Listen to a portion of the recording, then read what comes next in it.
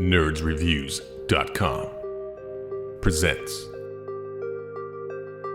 Nerds Talking, the podcast. Yo, we talk about lightsabers, stunning your TV screens, what you want to stream, everything beyond your dreams. Want to talk about movies, sports, or even politics? Go ahead and tune into us, we'll give you all of it. Whatever you're debating, Xbox or PlayStation, Marvel or DC, Mac or PC. Teraflops when the movie drops, gigabytes, chips, RAM, no matter what it is, we got all of it. Welcome to the show. Nerds Talking, the podcast. Welcome to Nerds Talking, The podcast. Season 1, Episode 3. I'm your host, Lafayette. I'm joined by Carlos. Hey. And Dennis. Hey, what's up? And we got some breaking news. We got picked up for Season 2. Oh, shit. All right. I was waiting for that. Yeah. I know. And already, thanks to everybody that subscribes, downloads, unsubscribes, resubscribes, downloads again. Makes your parents listen to it even though they don't want to. Do your best to share. You know what that means? Do we have subscribers? Do we have subscribers? Or? Well, I subscribe, so. I subscribe. That's three of us. Two of us. What are you drinking? Dennis is drinking here. I think Japanese green tea. Ooh, what makes it special that it's Japanese? It's not really. I mean, when we went to Japan, it's just it's one of the things that we drink. So. Okay, very good. Very good. Good. That's. I mean, beautiful. is it when you drink an American green tea? What's the difference? I think it has more flavor, like bolder Konnichiwa. flavor to it. Wait, which one is more bold? Japan or America? Choose your words wisely. Actually, I don't know where the green tea, the one that's because I know this one's from Japan because See how he's skirting the question? Because it has You Japanese can answer writing the on it. question. No. I mean, when we went to Japan, I mean, the vending machines had these. Ooh, had this kind. I like it. The vending machines also had Sapporo. Sapporo. I remember the vending machine in my hotel had Right. Sapporo. Right. What's Sapporo? Japanese beer? Oh, yeah. You know, when I was thinking Sbarro, they had pizza. And All right. nobody's checking IDs. Sbarro? Go to the vending machine. Just buy it. Fantastic. You've tuned into Nerds Talking, where we start the show off talking about drinks in Japanese vending machines. We're recording. All right. Very nice. All right. So today's episode of Nerds Talking, we're going to go through the Xbox Series X and S and the PS5 release, which is going to be this coming Tuesday. So hopefully you get your hands on one. We'll go through the launch games, give you guys some thoughts. If you should buy it right away, hold off, so on and so forth. That's on the docket. We got some movie reviews, and we might throw some other things in there. But first, we start off with gaming. Yes. So Yes. let's Interesting go. topic. That's right, Dennis. Last week, we covered cloud gaming, some PC gaming. This time, it's the big next-gen console releases coming out November 10th and I think the 12th. So PlayStation players got to wait 2 days to get their hands on a next gen console, but that's all right. You'll get one regardless. So Xbox Series X and S, we'll start off with those. Have you guys read about it? You guys are all caught up. It's almost like a quiz show between you two. Let's see what happens. I want to hear your thought about it. I mean, I have mine, but Okay. So the Xbox Series, we'll start with the white one, okay, the little box, the S. All right, so the Series S. Carlos, give me your breakdown of the Series S.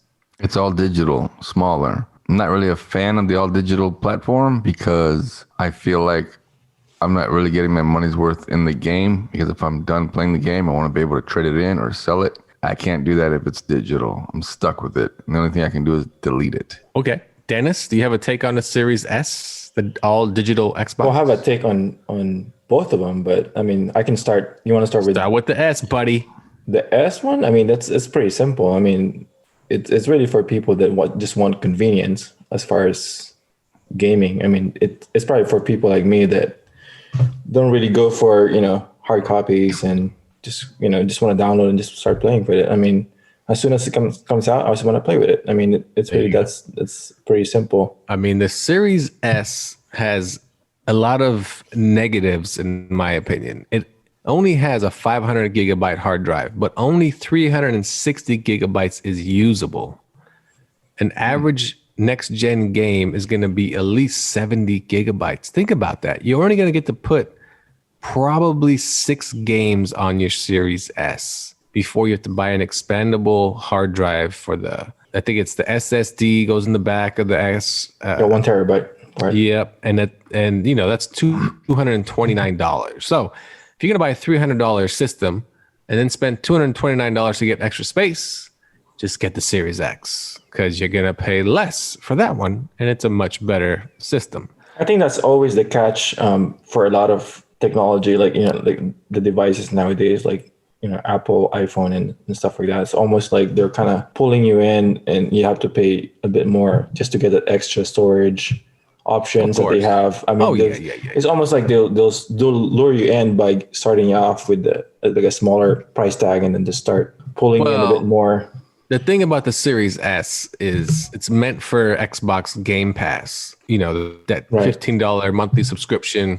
Download their library of games, play them all you want, delete them, delete and add, play, that's what it's really for. But can't you play Game Pass anyways, regardless of which model, It doesn't matter. You can play it on any Xbox. You can play it on a cell phone, a tablet. So it's not really the allure of getting that machine. It's just more for, if you just want to get away and just get a cheaper one. And if you're strictly just doing digital gaming, right? And not. Well, yeah. I mean, you can only do digital gaming, right, Carlos? Sure. Okay. I mean, you guys pre-ordered it, right? I mean, so what's not the S. The reason I didn't get the S is because it has all the great features of the X, meaning it's just as fast. Games load super fast, but they only the highest they go to is 1440p, 30 frames per second. It goes 60 frames per second. And it can do 120 frames per second also. So it can do that as well. It has a slower GPU. So, the resolution is not as good as the X by a good degree. Like I said, smaller hard drive. You got to spend more money on that. Like Carlos said, you have to buy only digital games. So you can't ever trade them in. Because just like when you get sports games, I mean, you typically buy them yearly. What are you going to do with the one you bought last year? You're never going to play it again. It's just a waste of space and $60 on your console. You can't walk up to GameStop and be like, hey, let me trade this in and get the new version of that game. You're going to bring your Xbox with you and they somehow suck it off of there? Well, that's kind of the same thing with, Game Pass and stuff like that. Like those subscription options and, Stadia, where you buy everything electronically. Well, but there's really no return as far as on Stadia. You buy games on Stadia, but right? But you can't resell it. Okay, but on Game Pass, you don't buy games, right? It's just kind of the same thing. You're paying every month just to get the newer stuff, but you never really own the game. You just basically paying a monthly fee to have access to the games. Yes, but so it's kind of the same model. If you think about it. So on Stadia, don't you pay a monthly fee, but don't you also have to buy the game if you want it? You can buy a game without having to pay for the fee. For the subscription fee. And you have access to that game forever. So the difference... Without subscription. The difference is... Stadia? Who owns Stadia? I have Stadia. Stadia is owned by Google, I think, right? Mm-hmm. Yeah, Google. So... Game Pass, if people don't know, Xbox Game Pass, you pay $15 a month. That also comes with your online subscription. So it's the duo combo. So you get the gold. You get the gold, $15 a month with all the games. There's like a 500 game library, ton of games to play. I mean, and you get EA Play starting November 10th for free. So you get all of Electronic Arts library also. So you get ton. And that's really what the 1S is made for. It's for the guy like Dennis saying, I don't really want to go out and buy games. You know what? I have a huge library just by having Game Pass. I have an endless amount of games I can choose from. I'll just delete this one and I can always reload it back up if I want it, or I could just buy a hard drive, so on and so forth. And I had like Apple Arcade for a few months. I mean, I had a subscription for a few months. I mean, I downloaded crap load of games on the iPad. Yeah, once I stopped that subscription, I don't have access to anymore. Exactly. So the Series S is $299 here in the United States. Just real quick. I mean, the Series S, the two pros that I see with it is the price, $299. I mean, it's $200 cheaper than the X.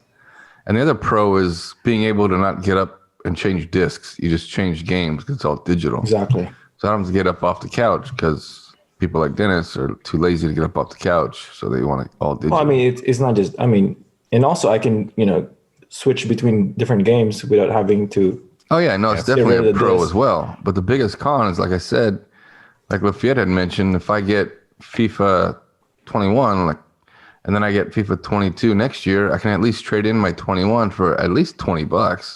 That takes $20 off my next purchase.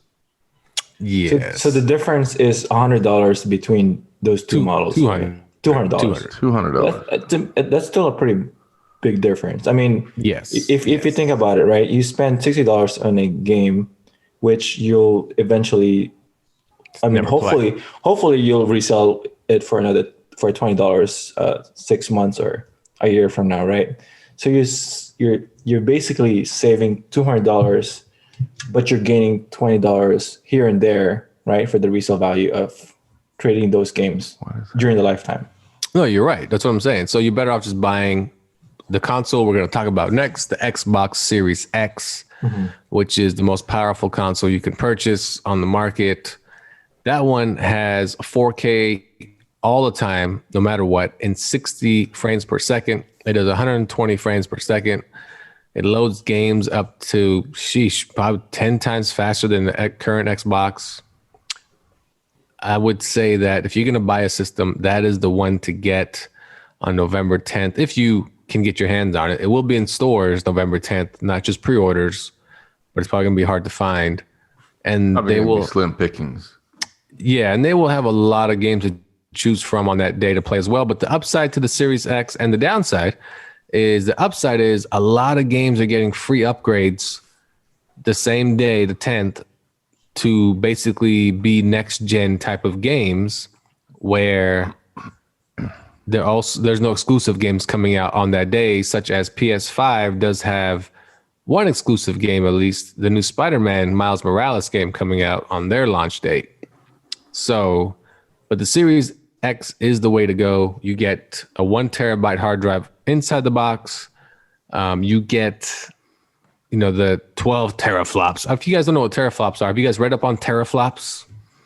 Teraflops? Yep. That's M. Night Shyamalan movies, This is CPU. right? It's the CPU, how much and how fast it can calculate. So, for instance, the Series I was S wrong. has 4 teraflops. The PS5 has 8 teraflops, and the Series X has 12. Which does make PS5 it has 10.3 teraflops. 10.3. Yep. Very nice. So, but again, there's plenty of games to choose from when it comes out. Assassin's Creed Valhalla, you can get Destiny. I don't know if you guys played Devil May Cry 5, but it's getting a free upgrade, big time upgrade. You're talking about PS5 or talking about I think for Xbox? these are for both systems. What I'm mentioning now, these are for both. Fortnite getting a massive upgrade, and cross-play generation between old consoles and new consoles. So that's interesting. They're also going to have NBA 2K21, Mortal Kombat 11. So all of these are getting upgrades. No Man's Sky. The Falconeer is an Xbox only game, and that one's an interesting one because it is 120 frames per second straight out the gate. Sea of Thieves, Xbox only get an upgrade. Star Wars Squadron is going to get an upgrade if you didn't pick that one up from Electronic Arts. Watchdog Legion, which is already out, is going to get a free upgrade. Yakuza Like a Dragon, also getting a free upgrade. So plenty of games that are not exclusive to both systems are going to get the nice shiny polish that you get. But Series X, between the two Xbox versions, if you're going to spend the $229 to expand your hard drive anyway, just get the Series X. But so when you say an upgrade, what does that mean? So an for people upgrade that- means, so if you buy, for instance, Assassin's Creed Valhalla for, let's say, the PlayStation Pro, and then you buy a PlayStation 5, you get a free upgrade. The game is going to be enhanced graphically, frame rate, everything to make it a next-gen game. So it's like a remastered version More, of it. kind of, sort of, yeah. So, I mean, it looks, the way they're doing these next gen upgrades, the games look night and day, like they're brand new games. Carlos saw something earlier from FIFA, soccer, and if you saw the current version of FIFA and what they're going to be upgrading it to, it's like you're getting a brand new game. I mean, just to clarify, I mean, because there's a backwards compatibility, right, in terms of the older games. So that's a good question. So there's and then you're saying the upgrade. So I mean, kind of distinguish. So the upgrade is only going to be for games that basically have come out, I would say within the last, I would say 4 to 5 months, if the publisher decides to do that. So John Madden Football is getting an upgrade. FIFA Soccer upgrade. If you pick up NBA 2K21 next gen version on the 10th and the 12th, that game looks amazing. It's only for next gen. They did not make that for any other console. So that is purely a next gen game. And you can see by the graphics that it is taking up the power of the systems, the hardware, and you can truly see what a next gen game looks like. And if you have Gears of War 5, that thing is going to look amazing on the Series X. I mean, it plays at 60 frames per second, 4K, 120 frames per second online when you play P versus P. I'm telling you right now, the next gen consoles are the way to go. And PS5 is next. So, Carlos, fill us in on the PS5. I have no idea about the PS5. Oh, right. Who makes I'm it? kidding. All right. PS5 comes out 2 days later. It comes out on the 12th. And that also has an all-digital version, which is $399, and the regular box with the disc drive is $499. There you go. And the upside to the digital version of the PlayStation is it has no downgrade in the hardware. It is the exact same as the disc version. You're just not going to have a disc player in it. But there's a downside to the hard drive. You only get a total of 629 usable gigs of the hard drive space. Right, out of 825 gigabytes. Yeah, I don't understand why they put a smaller hard drive in it. It just makes no sense. And the other downside, there is no expandable hard drive available for the PlayStation when it comes out, and they said it won't be till a later date, unannounced. Doesn't make any sense. Is that the latest news? It's a bad move. Yeah, they announced that today, and it doesn't work on 1444 monitors. I think it's 1440 or what do you know which monitors I'm talking about? 1440, yeah. Yeah, so you can't put it on those monitors at all. It won't recognize it. I don't know why they did that either. It doesn't make any sense. Because the 4K and 8K options, or well, that's just it. The Xbox Series X does 1080, 1440. It does 8K, 4K, Elemental P. Doesn't matter what it is. That's why people, right now reviewing the systems are saying that Series X is the most powerful system because it doesn't have any drawbacks when it comes to the power of it. I was kind of confused why PlayStation did that, but it's going to be a good system. Well, anyway. I mean, it's worth noting too that it's not really about all the hardware either. I mean, at some point, they're probably going to come up with a software upgrade that's going to allow them to support a lot of these different, resolutions and. And that's a good point. The reason why there's no expandable hard drive yet, because they said the software does not allow it at the moment, and they're working on a upgrade to allow expandable hard drives. I mean, my biggest takeaway with both these systems, I mean, Xbox and PS5, even though, the 12 teraflops versus 10.3 teraflops, right? 52 control unit versus 36 for PS5. I mean, it seems like they're kind of going by numbers, although I think the specs are very negligible because the software is really what's, ultimately what's going to be based on how it's going to perform, right? I mean, hardware, it's good, it's great for marketing. It just depends on how they write the software to basically support the hardware that's underlying hardware that it has to support it's true. The faster games. Yeah. It's going to come down to the publisher of any game and how they basically use that engine to create their game. You know, And the 4K and 8K support, Blu-ray. I mean, who watches Blu-ray? And well, I mean, that's another thing too. And 8K support, that's like you said, insane. marketing. You know what Yeah, I mean? yeah. I mean, You're not going to get that 8K. Games aren't going to be made in 8K, at least not for years to come. yeah, and Blu-ray. I mean, how many people actually does still play? That's a good question. When is the last time you put a Blu-ray disc into your console? Carlos, go first. I don't use my console for videos or for watching movies. I always separate the two. I have a separate Blu-ray I mean, if driver because I they're didn't want to selling mess me- up the drive. I didn't want to risk messing up the drive. And essentially, they're selling me $200 for $200 more. I mean, they're essentially selling me a Blu-ray player, right? And ability to have hard disk copy, which I can resell in the future, which is all good and a benefit. But during the lifetime of owning that device, how many times they're gonna sell it, and the sell it and reselling, and all that cycle. Between the different cycles, are really going to gain $200 worth of cost during the lifetime? I know what you mean. Yeah, and you're not wrong, because I own the Xbox One X. I've probably bought a good, I'd say 30 games for it over its lifespan, and I maybe only traded in like 8 games and held on to the rest that primarily got sold on eBay. But see, that's the thing.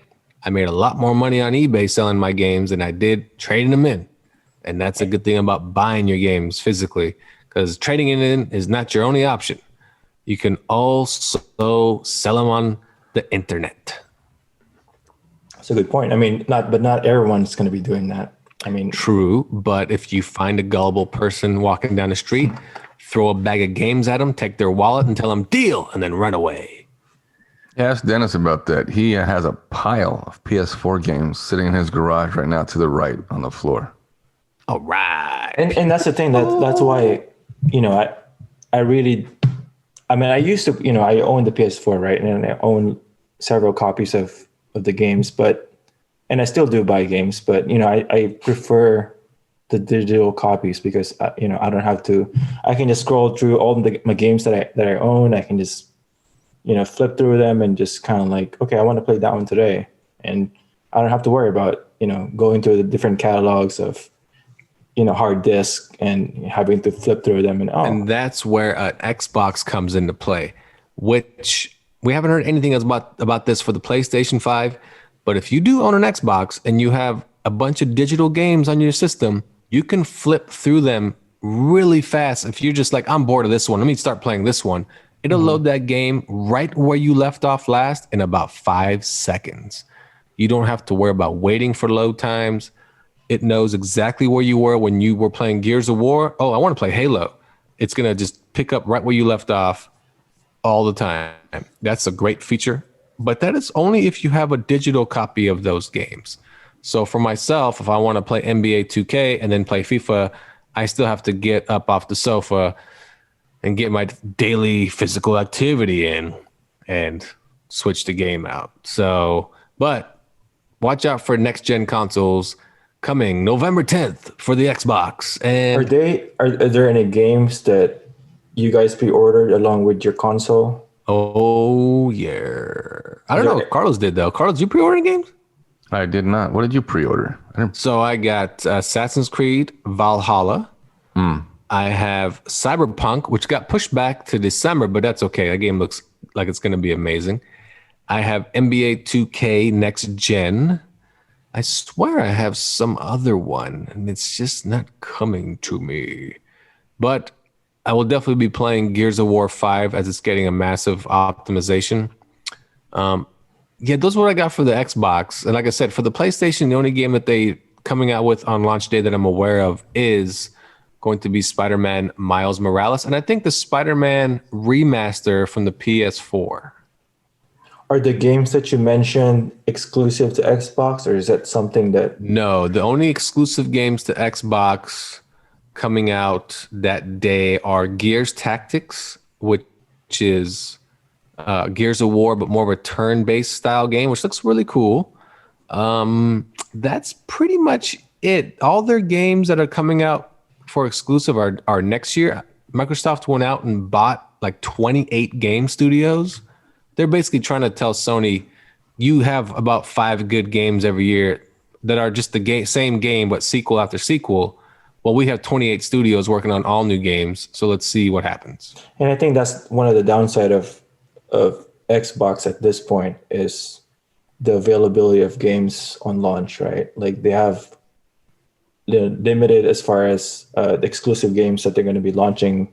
Yeah, when they've the always console comes out. They've always had that PS5 problem. has an upper hand in comes to the games, right?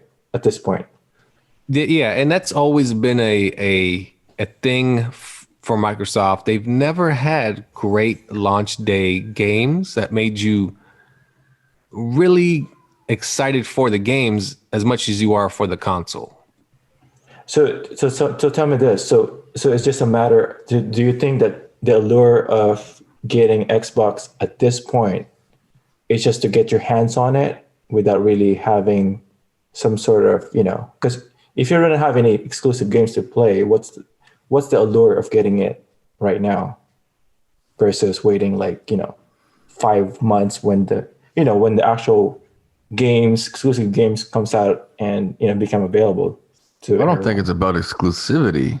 I mean, if you waited for that, then when would you actually wait to buy a console when there was just an exclusive game? So I'm just saying, why would you get it now versus later? Like if you can't get anything that's... The reason why I'm getting it now is because I want to play the games they are releasing on the console when it comes out, like Assassin's Creed Valhalla, NBA 2K basketball. There's Yakuza, which is an Xbox exclusive, looks pretty cool. Watchdog Legions. There's a lot of games that are going to be next gen. They're just not exclusives. You know what I mean? And you can play them on the current gen consoles, sure. But I don't want a 2-minute load screen every time I play the game in between missions. I don't want a slow system. I don't want games that aren't 60 frames per second. I want 4K, 60 frames per second, no load times. I want what next gen is giving me. People think next gen just means exclusives or graphics, but to me, the thing that really gets me excited besides the graphics that that's a give me are the load times. This thing has next to no load times, which is amazing. Sure, but I guess my point being is, if you're coming into the market, right, as a consumer and trying to get into the Xbox and in the console, and you have 2 systems that you can pick with, why would you go for someone at Xbox that doesn't have the exclusive titles yet, when you can go for something like PS5, where you have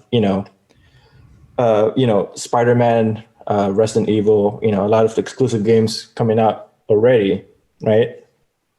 Well, Spider-Man's already out though, so why bother getting a for PS5? For PS5, the Miles Morales.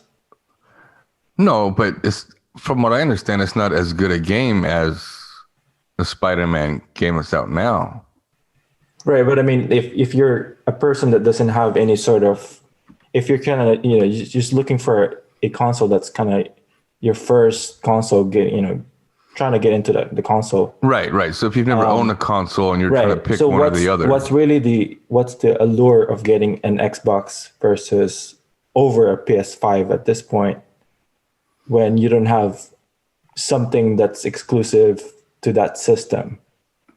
I mean, I get that you guys have an Xbox already. You own the previous generations, right? But how about those people that doesn't have any previous consoles like PS4 or Well, that's just it. So people that don't have previous consoles aren't necessarily going to be drawn to exclusives that much. They're going to want to play titles that they're aware of, like maybe Red Dead Redemption 2 or even Grand Theft Auto 5, those type of games that they probably have never played before. The thing about exclusives, which are great, because I had both PS4 Pro and Xbox One X, is that, yeah, you get to only play them on one particular console. But the problem is, when I beat Spider-Man in 3 days, Spider-Man never got played again. Spider-Man just sat there. When I beat God of War in a week, God of War was useless to me after that. It was fun to play at first, and then I was done. And the problem with a lot of PlayStation games that are exclusives is that they're one-player linear stories with no online replay value. You're just done with it. So they can, when you always hear, oh, we got the best exclusives for PlayStation. Well, you get the best 10 hours of gameplay for that week, and then I'm done. Then I can shelf it and go back to the game that came out on both consoles, like Assassin's Creed or a Watch Dog or a FIFA Soccer. So when people always talk about Xbox doesn't have exclusives, I don't have an Xbox because they make Halo. I already played Halo enough on the old Xboxes. I'm done with it. I play everything else.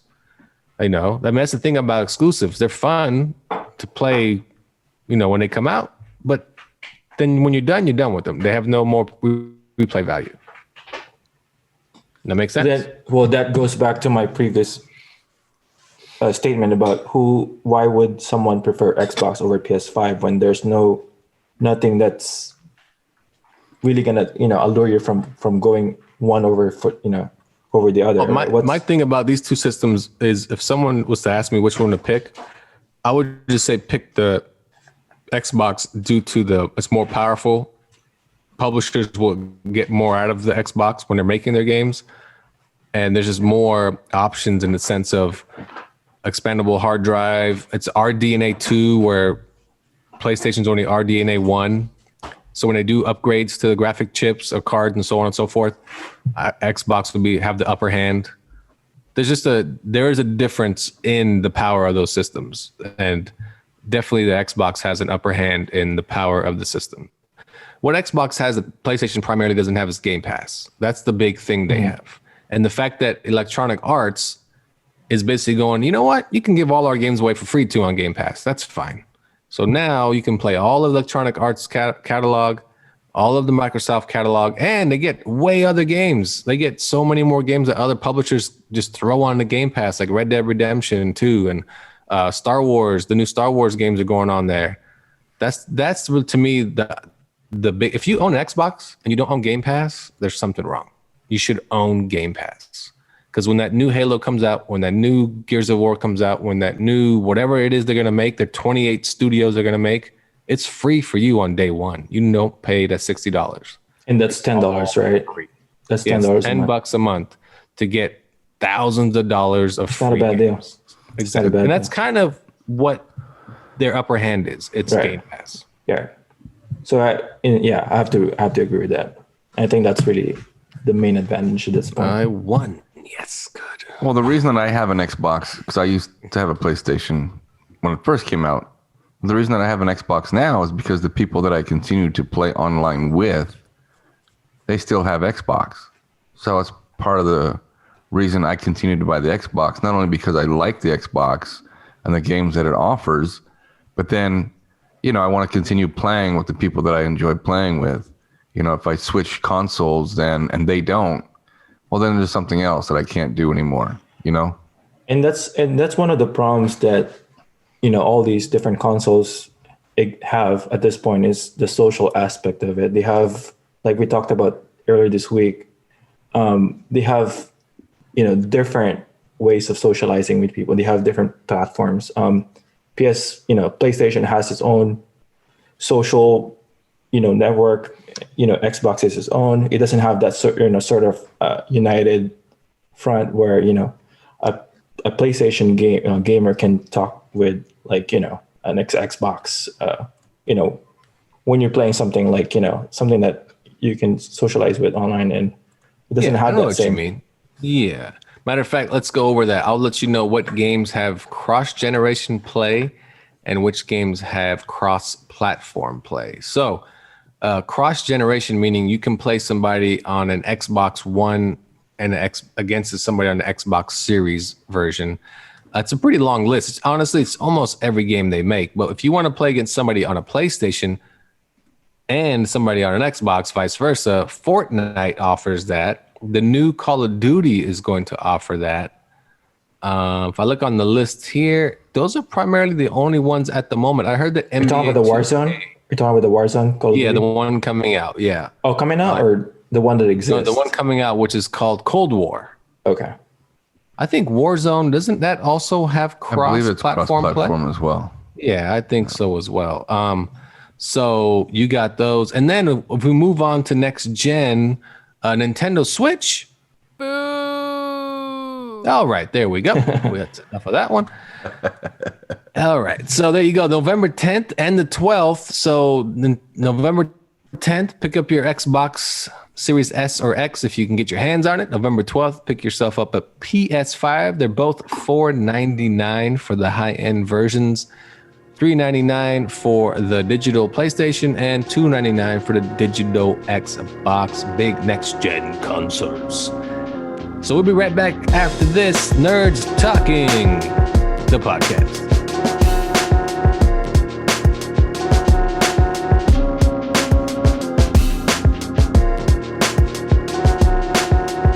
Welcome back to Nerds Talking, the podcast.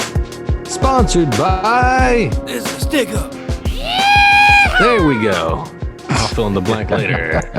All right, fellas. So this week's viewing choices were Bill and Ted Face the Music and Love and Monsters. So we're going to review Bill and Ted Face the Music first. Let's start off with Dennis. I think it's stupid. I think it was a stupid movie. No. I don't like it. I don't like it one bit. I don't know why I watched that movie. It's a waste of time. Okay. Let me ask you this. Did you watch the first two original ones? No. No. It's not. Okay. So it's not the kind of movie that, I mean, I like these kind of movies, but it's not something that I really like. Oh, I want to watch that today. But, you know, it's one of those movies I can just like turn on and just like fall asleep and just like, you know, I can tell you this, though. good night. If you haven't seen the first two, there's a disconnect. Yes. Oh, for sure. There's a disconnect of kind of wondering why they're in the situation they're put in and so forth. But give me your review. You got 60 seconds or let's go. So I like Keanu Reeves, but I don't think he fits this type of roles in this kind of movies. It's not something that he should be doing, in my opinion. All right. Well, the concept of the time traveling and I think that was a pretty cool part of the movie, like, you know, getting all the different artists and from the past, and I think that was a cool. But the acting wise, I mean, I think it was just kind of like, it just doesn't have a lot of like energy. It doesn't have like a lot of, you know, the characters didn't really have sort of life into them. Didn't do it for you. No. Yeah, it just didn't. It wasn't cohesive. I mean, there was no, you know, the storyline doesn't. Yeah, it just. So, what was your rating? I give it a 1. Ooh, a 1 out of 5. I mean, that's the minimum, right? I mean, I think go lower. You don't have to give him a star. You can give it a 0 if you want. No, you can't give it a 0. Sure you can. You can give it a bottle what is of the piss. lowest? 1 for putting me to sleep. How about that? So it's good. Oh, so it's like taking an Ambien works. or It works. What a half star. melatonin. Wow. Okay, Carlos, you're Bill and Ted Face the Music. Ooh. All right. It was all right. I mean, it was entertaining, I guess, but it's just the exact same plot as the first two. I mean, they just went. The daughters this time went back in time and grabbed all these different people in history. But I really didn't like how the daughters were the exact same persona as their fathers. It's almost as if they were single fathers, right? Because when you have a kid, they're not going to be an exact spitting image of you. Stop doing that. You're not going to be an exact spitting image of just one parent unless it's a single parent, right? Anyway, I would give it a I'd give it a 2.5. I'd give it a 2.5. It was entertaining, but not something I'd want to watch again. Yeah, no, right. I do think you do have to watch the first two to understand the third one because they all do go together. Yes. But the problem with me was the same problem that you had. The daughters were so badly written. Why are they spitting images of the fathers that made no sense? They don't have any traits of their mothers.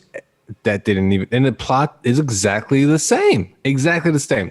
Dennis, you didn't see the first one, but the first one, they had to go collect famous people in history to pass their history class. So they go get Napoleon, I think Abraham Lincoln, and so forth. The second one, they went around and collected musicians to create the greatest song in the world to unite the world. Guess what? Same plot as this movie. No different than the third one. Just go around, collect musicians to make the greatest song in the world, to bring the world together. Blah, blah, blah.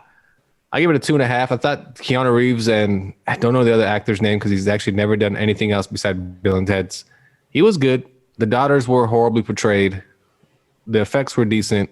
When they did the jail cell scene when they were all ripped and super freaking yoked, that was kind of funny. I thought that was funny. Yeah, that was funny. So yeah, 2.5. I mean, it's not bad. If you've seen the first two, it's worth a watch. If you haven't seen any of them, either watch the first two or don't watch this one at all. That's my advice. So 2.5. We have a 1 on the board, a 2.5, and a 2.5, which brings it down to a 2 out of 5 from nerdsreviews.com. That's a podcast exclusive. We don't have that on our website. So 2 out of 5 for Bill and Ted Face the Music. All right, we'll be right back after this with another review at Nerds Talking, the podcast. Yay.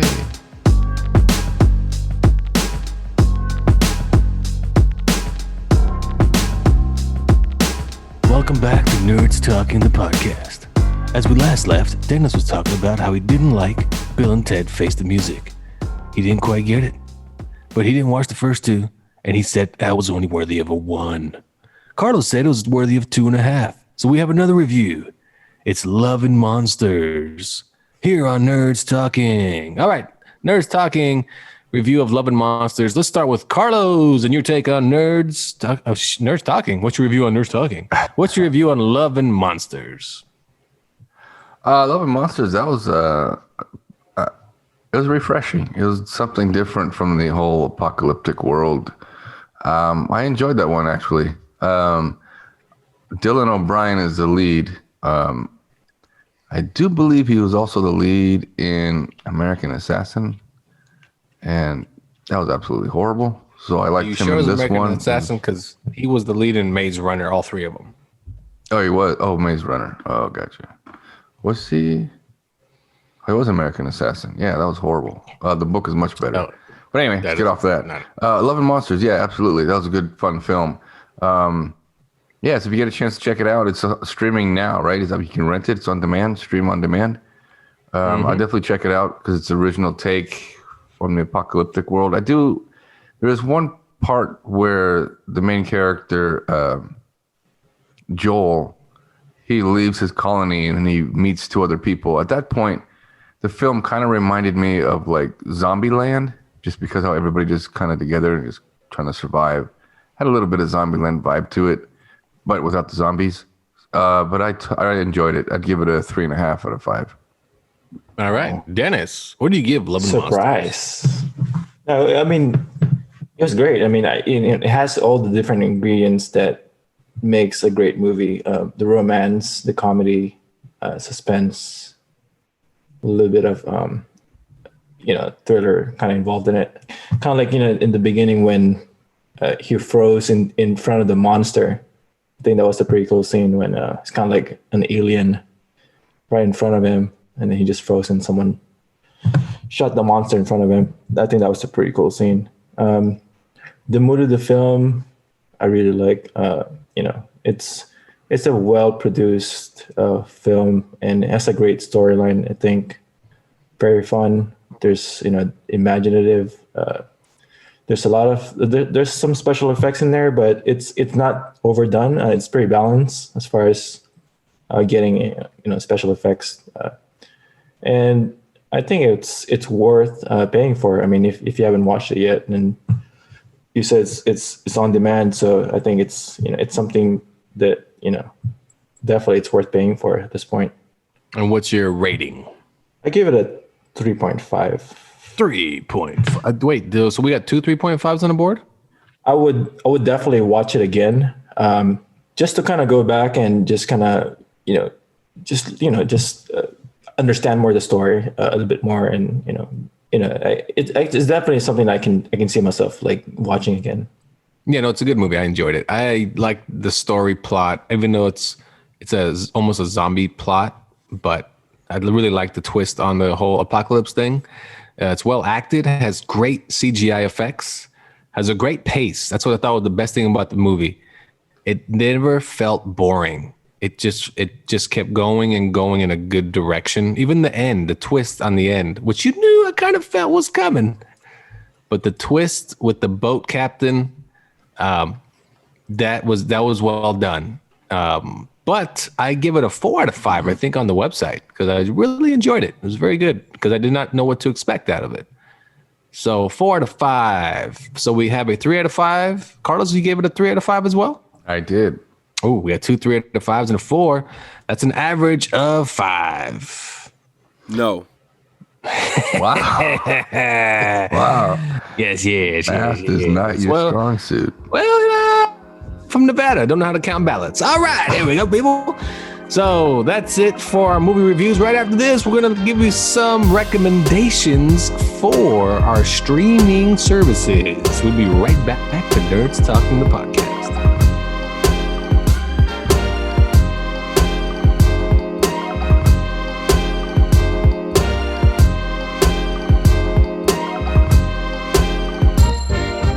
Welcome back to Nerds Talking the Podcast.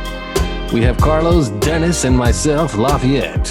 Let's talk about our Netflix, Hulu, Disney Plus, Apple Plus, Everything Plus recommendations.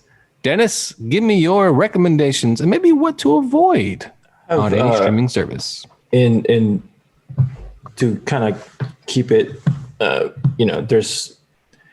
going to recommend. I have 3 recommendations for 3 different platforms. Have you guys seen The Boys on Amazon Prime? The Boys, it's a superhero Yes. Oh, yes. TV show. That's a really good one. I think I started watching it today. It looks pretty good. Netflix, Myth and Monsters. Have you guys seen that one? What is it? Myth and Monsters. It's on Netflix. No. It's pretty cool. It's very a bit more educational. And the third one it's a little bit outdated at this point. It's maybe a few months old. It's Onward on Disney. It's a really good flicks. And I also watched SpongeBob today on Netflix. My son likes it. So On Netflix? just gonna put it out there. Yeah, new movie? It's SpongeBob. It is SpongeBob Sponge on the Run. SpongeBob, But is that on Netflix? So it's on Netflix in the UK. In the United States, it'll be on CBS All Access starting in like 2 months. But it is going to be a review up on our website tomorrow. So check it out. SpongeBob. You watch it already? I did watch it that's cool. already. Carlos, give me your recommendations. For this week, I got one that for guys my age, it's pretty nostalgic. I enjoyed it a lot. If you haven't seen it yet, check out Cobra Kai. Cobra Kai is excellent if you're a Karate Kid fan. And the new season's coming out January, I believe, and they've already, from what I understand, started filming season 4. So already 2 seasons in, third one's coming in January. And then this one actually took a while to get into, but I recommend it on Amazon Prime. Is the Fabulous Mrs. Maisel. Is that what it's called? I think so. Fabulous Miss Maisel. Yeah, it actually took me 2 seasons to get into it. Season 1, I mean, Lafayette, you had recommended it to me a while ago. Oh, it's fantastic. Season 1 just didn't really do it, but I stuck with it. Season 2 is much better. Much better. Abe and Rose are just too funny. They're just funny. And my last recommendation is also on Amazon Prime. If you haven't seen it yet, it's only 2 seasons so far. I'm hoping there's a third, which is Jack Ryan. Check out Jack Ryan. That one's good. I almost forgot about that one. Yeah. You know what you forgot? You know what you forgot to mention? Oh, you forgot something, sucker. Mandalorian 2. Oh, I already recommended that in our first episode. So You did? Yeah. well, it did start again. So everybody catch Mandalorian season 2 every Friday on Disney Plus. My recommendations for this week are Rick and Morty season 4 on Hulu, uncensored. Fantastic.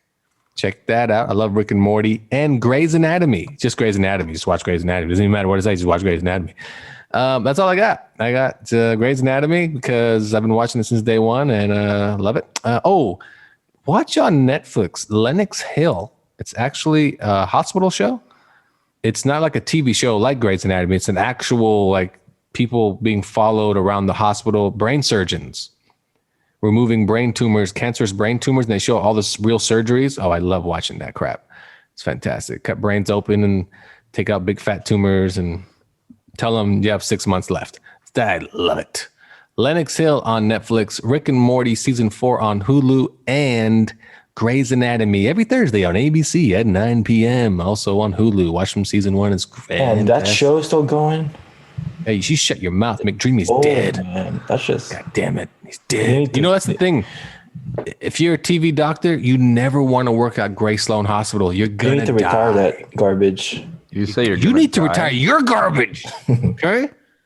Yeah, you die. I mean, a lot of doctors die on that show. A lot.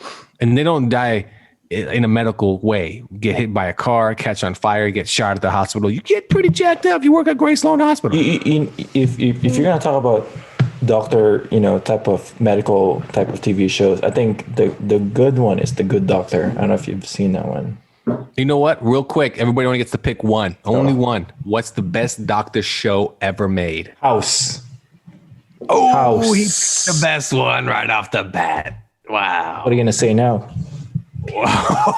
Scrubs. I like Scrubs. Oh, well, are you going to pick Nurse next? Children's Hospital. Nurse. Children's Hospital. Yeah. Wait, Children's oh, Hospital. wait. I've Is never heard of that. that's an adult film swim one? Yeah. Crazy ass one? Oh my God. That's a crazy ass show. Or are you going to go with the Doogie Howser? Oh, No, not Doogie. I thought you were going to. You know what show I loved watching was ER. I loved ER. I watched the shit out of ER. But House is so good. Oh my God. House, I never missed House. It ended like shit. That ending was pretty good. You like the ending of House? I mean, I don't like it ending, but it's a pretty good twist to the end. What's good about House is the fact that he could never figure something out, and something very small would like set him off, and he would figure it out. Like he could be watching like a TV show about a kid show, and something that a kid says like, "Oh, wait, that's what it is," and he'd get up and go figure it out. You're like, "Oh, goddamn genius!" House when we need him. Figure out this Corona stuff. I mean, the good thing about House was, it wasn't just the first season was sort of predictable, right? And it had that sort of, the ingredients, the plot, and then the second and towards the end, it kept changing it, and it's a good show. Kept you That's a guessing, good show. Yeah, it's a great show. So everybody, watch House. It's on Hulu, I think. It's a very good show. Watch Carlos's recommended TV show, Cobra Kai. If you like 80s nostalgia, it's a really good show. And then watch, if you have a little bit of spare time, Grey's Anatomy. All right, everyone, that's Nerds Talking. Get yourself a next-gen console. Watch Love and Monsters. Skip Bill and Ted. No to what, Dennis? What are we talking about? I love my Switch. You love Nintendo Switch for the I love win. my Switch. Because it's a mobile device. Game Boy. Game Boy. Anyway, thanks for tuning in to Nerds Talking. Tune in next week where we're going to cover Star Wars. Star Wars? Following week, American soccer.